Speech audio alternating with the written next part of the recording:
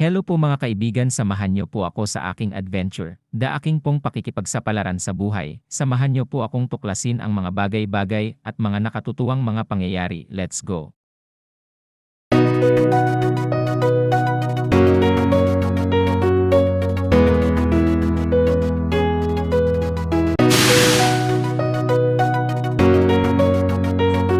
Sa aking paglalakad sa forest nabighani ako ng ganda ng kalikasan, ngunit mayroon akong narinig na tinig, sinundan ko ito, at sa aking gulat nakita ang isang leon, na nakulong parang mayroong nanghuli, at naglagay ng trap. Kawawang leon. Naawa ako sa leon at pinakawalan ko ito, alam kong gutom na ito, at uhaw na rin.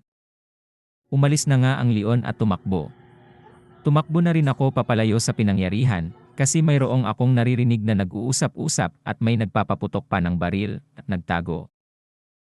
Hindi ko namalayan na mayroon palang gunman sa likod ng pinagtataguan ko. Babarilin na sana ako, ngunit hindi ako tinamaan. Sapagkat ito ay sinunggaban ng leon at ito ay nawalan ng malay.